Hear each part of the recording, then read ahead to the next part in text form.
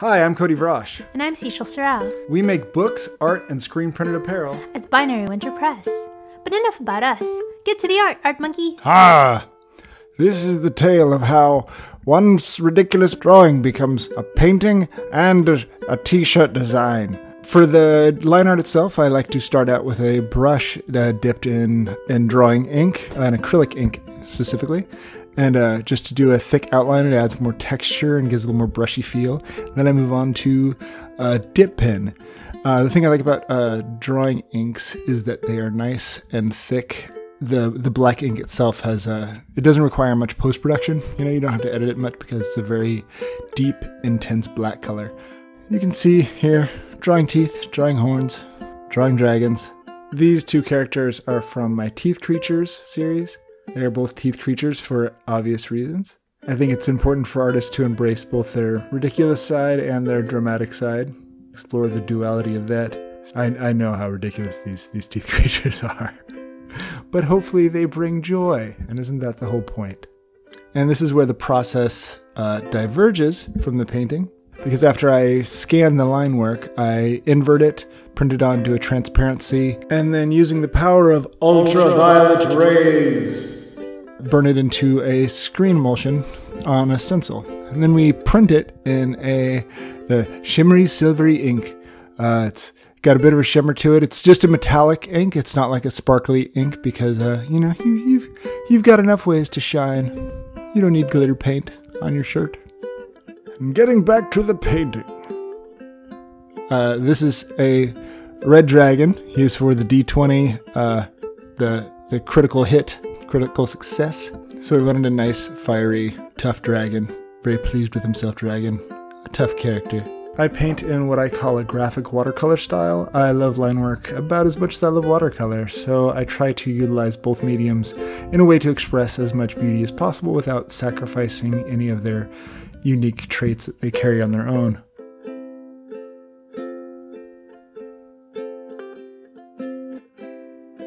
And for the critical fail dragon, I'm with a wizard, a spellcaster, a blue dragon, a bit of a squishier character. Nothing's worse than a critical. Well, I mean, it's sometimes great for the story, but it hurts a little. It hurts a little when you roll that one.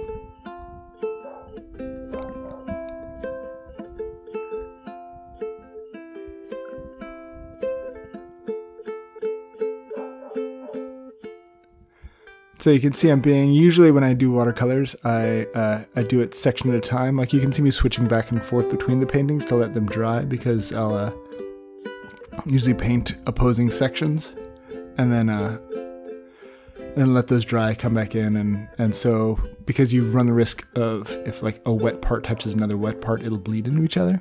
Now we don't want fingers bleeding into dice or shirts bleeding into faces. So now that our wizard is nice and dry, I can go in and do the scarf, the robes, and paint a little extra shadows and whatnot.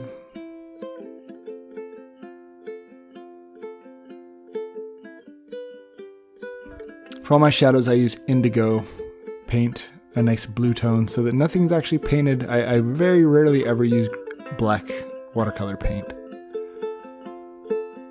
And sometimes I use white acrylic ink, which I really like, and sometimes I will use like a white gel pen. And here we go, yes, critical 20. And some more white highlights. Some highlights on the dice before we get to the no critical fail. And that, my dear friends, is how an idea becomes art, becomes a shirt, becomes a book, becomes Binary Winter Press, and hopefully becomes support for small business. It is ever so important to support small business, and it is much appreciated. And if you'd like to support a small business while getting yourself some, if I do say so myself, awesome stuff, then please head over to binarywinter.com, binarywinter.etsy.com, and codyvrosh.etsy.com. Thank you so much. Best wishes to you all.